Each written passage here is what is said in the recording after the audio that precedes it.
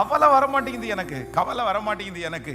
அப்போ ஒரு உயர்ந்த ஒரு பெரிய தேவனுடைய ஊழியக்காரர் அவருக்கு குழந்தை இல்லை. அவருக்கு அப்போ குழந்தை இல்லாமல் இருக்கும்போது நிறைய பேர் அவரை ரொம்ப கிண்டல் பண்ணி பேசினாங்களாமா. நீங்கள் என்ன நீங்கள் ஜெபம் பண்ண நிறைய பேருக்கு குழந்தை கிடைக்குதுன்றாங்க, நீங்கள் என்னமோ குழந்தைக்கு பேரெல்லாம் வச்சுக்கிறீங்க, இத்தனை ஆயிரம் குழந்தை என்னென்னமோ டயலாக் விடுறீங்க, பட் உங்களுக்கு என்ன குழந்தை இல்லை அப்படின்னு சொல்லிட்டு அவங்களுடைய சொந்தத்திலேயே ஒருத்தர் ரொம்ப அவமானப்படுத்தினாராமா. ஒரு நல்ல ஒரு நிகழ்ச்சிக்கு போகும்போது அந்த பெரிய ஊழியக்காரர் ரொம்ப அவமானப்படுத்துறாரு. அப்போ அவங்களுடைய மனைவி அந்த வார்த்தையை கேட்ட உடனே ரொம்ப வருத்தப்பட்டு, ஆண்டவரே என்ன ஆண்டவரே இவ்வளவு எங்களை அசிங்கப்படுற அளவுக்கு நீங்க விட்டுட்டீங்களேன்னு சொல்லி அவங்க ரொம்ப வருத்தத்தில் இருந்தாங்களாம்.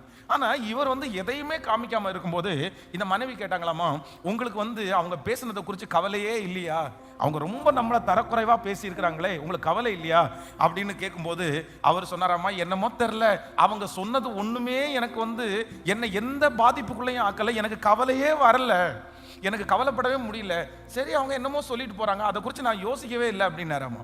அப்போ என்ன அப்படின்னு சொன்னா, அந்த அளவிற்கு ஆவிக்குரிய வாழ்க்கையில் அவருக்கு அவ்வளோ பெரிய குவாலிட்டி இருந்திருக்குது. அப்போ ஆண்டவருடைய பிள்ளைகளை, நீங்கள் சீசர் ஆக வேண்டுமானால் உங்களுக்கு தேவையான ஒன்று என்னன்னா, நீங்க கவலைப்படாமல் இருக்கிறீங்களோ அப்பதான் நீங்க ஆண்டவருக்கு சீடர்களாய் மாறி விடுகிறீர்கள். ஆமேன்.